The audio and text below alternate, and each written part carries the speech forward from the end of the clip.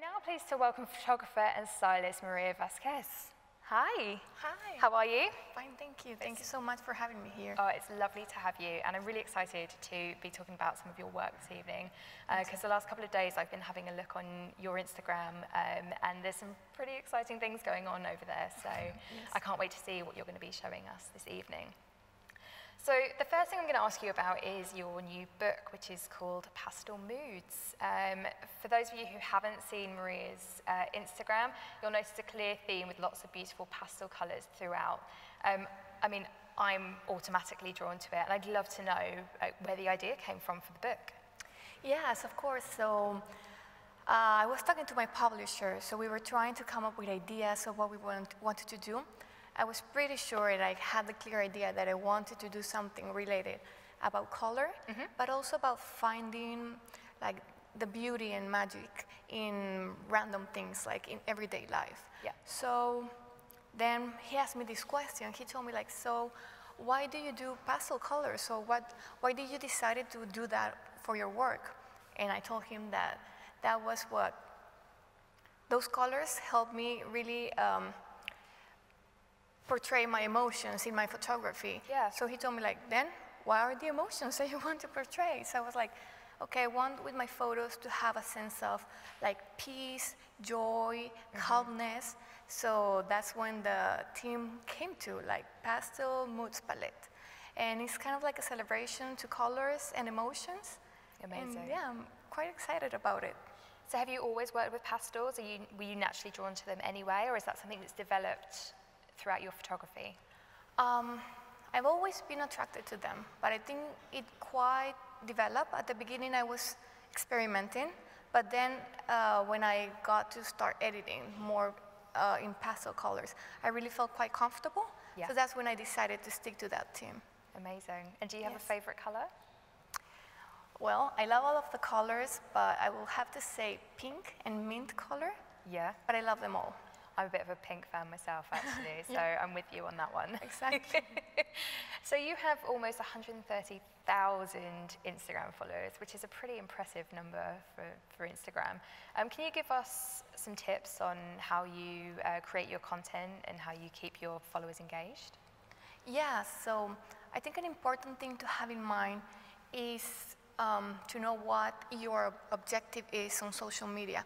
So are you using Instagram to just showcase your work as a photographer, as an artist, or do you want to create brand awareness, or are you trying to make sales? So once you have your objective really clear, it's easier for you to work around it.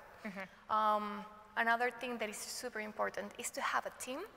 Yep. Because once you have a team selected, it's easier for you to create content. You have a louder voice, and I think your audience will be able to feel more connected to you. Definitely. Yeah. So I think that's really, really important. And once you have a team, it's not really like putting yourself in a box, but it's more about having your own like voice, original voice, and create nice things around it. Perfect. It gives more power, I think so, yeah. And how do you choose the content that goes on your feed versus what doesn't go on the feed? Like, do you have a little pile of things that you're like, oh, it doesn't fit the pastels? Yes, that's a very good question.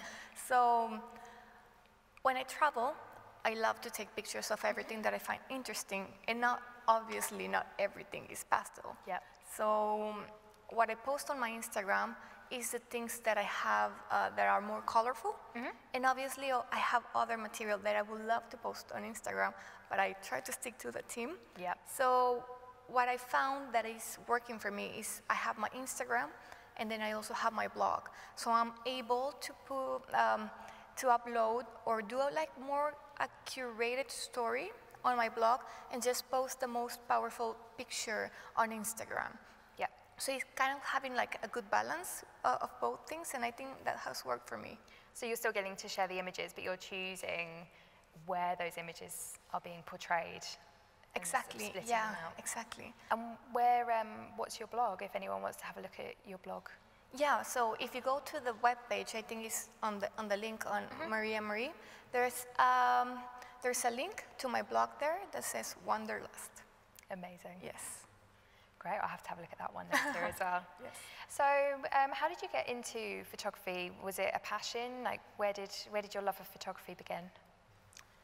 So, well, I have always loved art. I've always considered myself kind of like creative. So it all started, my father, he was a hobbyist photographer, so he loved taking pictures in our family vacations, so he had like an analog camera. And I remember just being mesmerized by that shutter.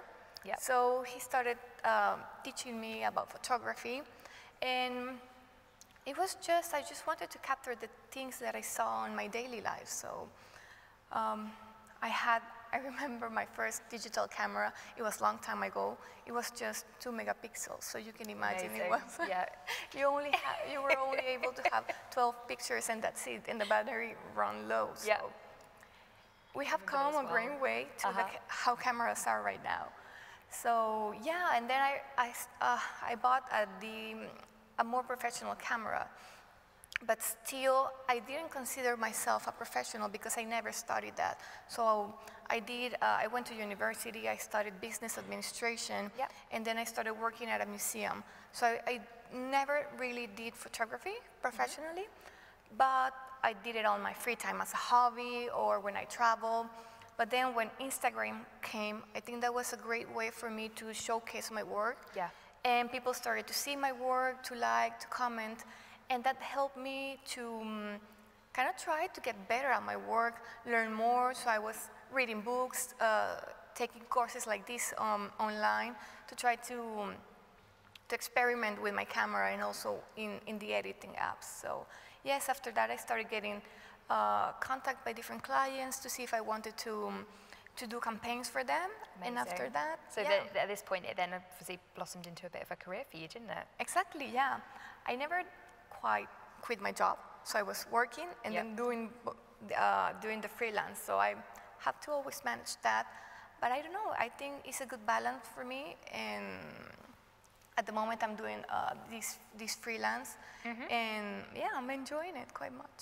And what have you been working on lately? Obviously your book, what other projects have you been? Yeah, so well, the book, we were working for it for about 8 months, so it took most of my time. But I've been doing campaigns for different clients, mostly social media content. So obviously it's a little bit different. I've been also working doing stop motion videos. Amazing. Yes. So there's loads going on for you at the moment then. At the moment, yes.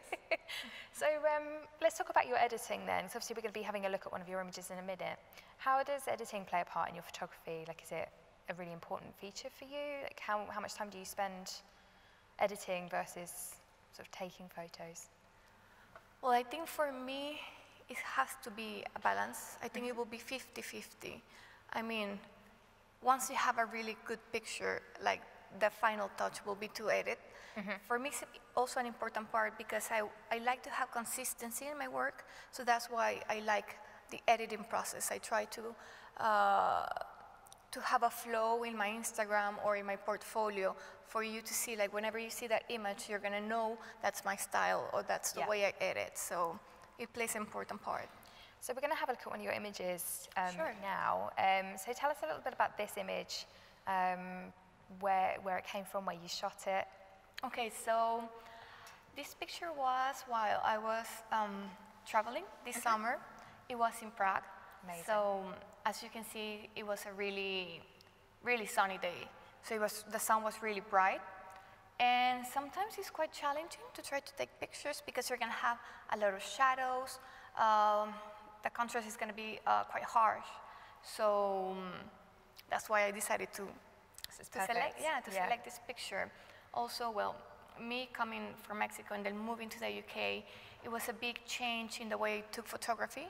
Because massively, yeah. Massively. So in Mexico, it's always sunny. Yeah. And I quite dominated the way I use my camera and my camera settings in that kind of light. Yeah. But when I moved here to London, it was quite challenging Yeah. to try to get the same effect with this light. So it was kind of like trying to start all over again. So it was quite challenging, but it was fun to learn. I do really enjoy, obviously having worked a lot with photographers over the years and seeing, you know, for photographers from the Americas coming over and just dealing with the completely different, because the white balance is so different in terms of light. It's so different in the colors that you get, in the shadows. So yeah, it's kind of like learning photography all over again. And what tools do you rely on, obviously from moving over here, what tools are you relying on more in Lightroom for your editing? Like, is white balance one that you have to rely on a lot more? Well, normally I try to get a white balance from the camera. So I like to have it straight from the camera. But also, well, moving here, I get the opportunity or the chance to travel a little bit more. Yeah. So it was a challenge to try to travel with all of my lenses. So I normally use a 24-70 lens. Yeah. And I really enjoy traveling with that lens because it's very versatile, right? It's very versatile. It allows you to move and not carrying the complete set. So one of the tools that I like to use is the lens correction, because when you use it wide open, sometimes it tends to distort the images, and more if you're taking to buildings or something more symmetrical. So I really like using that. Well, I'm going to pass over to you, and you can show us how you edited this photo. Perfect. Okay, so first, optics. I like to do this since the beginning. So you can see, it kind of like straightens up the picture. If you see this line, it just goes quite straight. So I will do that. And then I'll have some of the geometry. Yep. But it's something kind of like intuitively, like after you start editing or do these for a while, I think your eye kind of get trained, and it's easier for you to intuitively know what your photo needs. Yeah. And also it's important to know that not all images will require the same editing, so you almost need to be very flexible. So at the moment, you're straightening some of those lines, aren't you? Exactly. Just trying to have it a little bit more symmetrical.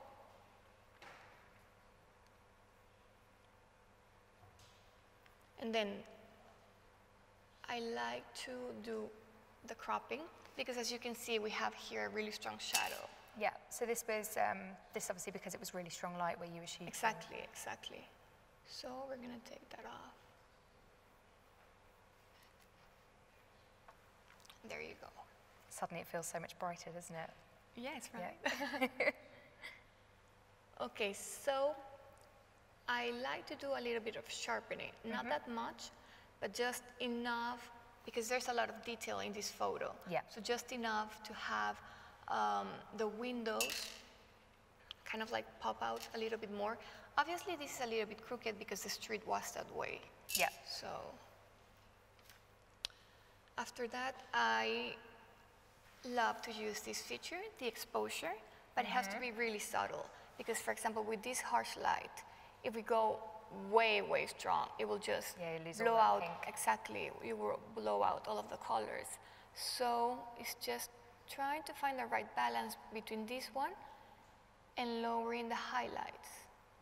That way, the white will be more balanced. Yeah. So you're just keeping in the detailing, especially in the higher end of the histogram, just by lowering the highlights. Exactly, yeah. And then, for example, in this picture in particular, I like to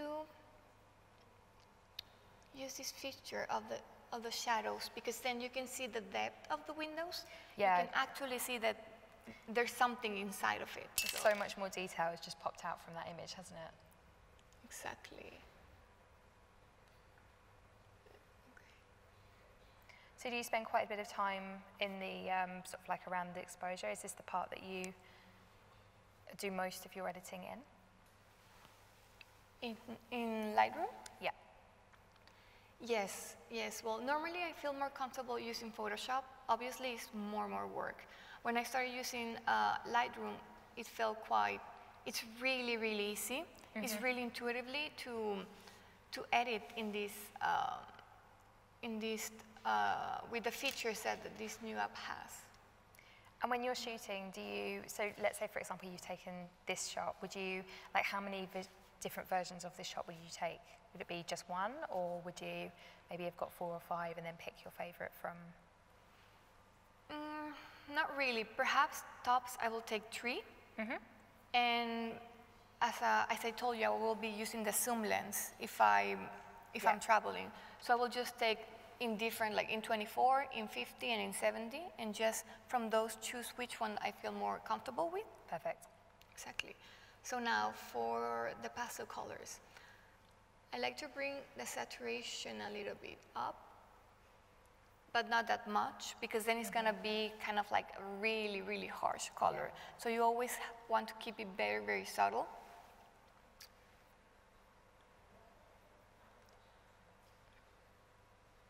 So as you can see, they're not very harsh like the editings that I do. It's normally very, very subtle. Little touches here and there. Exactly, little touches, because I really like to have the photo more with my camera, and just when I bring it, I like to do a lot of color correcting, because when I'm doing, when I'm doing the changes, for example, when I have my Instagram, and I want for the next photo to kind of like fiddle together. So I would like to do like kind of color correcting for the photo to kind of like blend between the others. So you get a bit of a gradient going through. Exactly, yes. That's a really good tip actually in terms of getting your feed to flow, and just, you know, instead of having harsh jumps between different colors, like even if it is pastels, for example, just, you know, maybe you've got a pink and then you've got more of an orangey before you go into creams, rather than, you know, here's a pink and then here's mint. So. Exactly. So what I do normally is I will adjust the color, so I can see, like, for example, if I want this photo, for me, it feels a little bit orange. So we can just like move a little bit and have a little bit of more kind of like slightly into pink. Yeah. So you can just play with this. I mean, this is really, really harsh. But you can just, I like to play here with the hues. Amazing. So I will decide a little bit more pink. But then I will use the luminance to make it a little bit more pastel.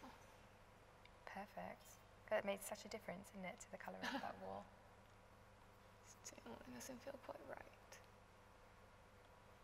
So you've always got the next image in mind in where you're going next. So it literally is a case of, okay, right, well, this is an entire journey, not a piece by piece image. Exactly. Well, I try to do that. Sometimes it's challenging because when you're, for example, traveling, or when you want to post something that you saw on that day. So you have to make it work. Obviously, if it doesn't work in the image, you will have to somehow put a caption that's interesting to make the photo feel very organic. Yeah. So I don't know, it's something that is just evolving. I don't think there are really like set rules on Instagram. Everything is more ongoing, and I think people are learning. The app is also evolving, so it's interesting to see these kind of like changes that are going on the online. Yeah, hugely. And it's great to hear your thought process as well of how, you know, you're not necessarily editing images, just one image on its own, but thinking about your work as an entire collection, how it will fit and blend with the rest of your portfolio. And I guess that's also been really important for you with your book as well, and making sure that there's a continuation through. Exactly, with the style. So yeah, that will be basically all of the settings and the use, what I will use for these kind of images, where the light is quite bright, where you have really like, where the light is very harsh, where you have these shadows. So yes, that's what I do when I edit. So obviously we've looked at some of your images and how you'd edit maybe to put online. When it came to doing your book, how much of did you go in and maybe re-edit some of the photos, or did you literally use the ones that you had as and when you'd edited them the first time? Okay, no, so what I did in this one, I edited them all over again, because some of the photos, they were quite old. So when I edit them, I export them like not in the quality that the book required. Yeah. So I just say, like, you know what, I'm gonna edit them all over from scratch. And it kind of like felt more I was really excited about it. So it wasn't that much work. I used Photoshop for editing those photos, and I did a filter, so that kind of like the workflow was a little bit easier, and it didn't take that much time. And how did you find going back? I mean, my career's been, well, I've been taking photos professionally now for about 8 years. And I know that sometimes when I go back and visit work from a good while back, it's almost great to see how much your editing's come on in, you know, from the very first time you looked at a photo versus what you're capable of now. Like, yes. What did you learn through the process of re-editing those photos? Well, I learned that I was doing a lot of things wrong. Well, not wrong, but never the wrong way. It's never the wrong way. But I just, like, why was I doing that? It's like, what was I thinking? But now, on the way that I edit, I think the more you use the program, the more you are comfortable with it.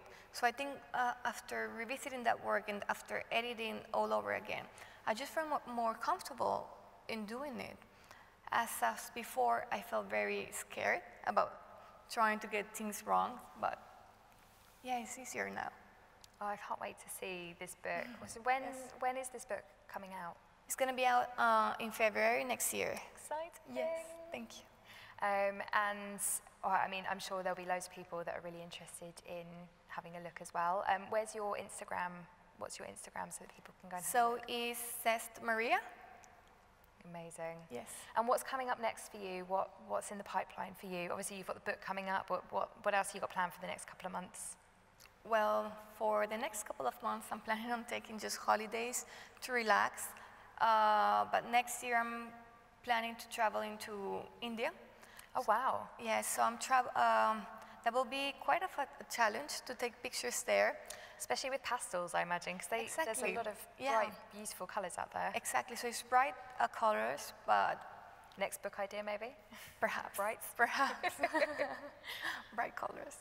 And how long are you going to be spending out there? We're still, me and my husband are still planning where we're going to go, and let's see. And is he into photography as well? No, he's not. So he won't be bringing the camera and fighting you for the best shots then. Oh, well, thanks, Maria. It's been absolutely lovely watching you do your editing, and I wish you all the best luck with your book. I hope it goes really well for you, and hopefully Thank you very much.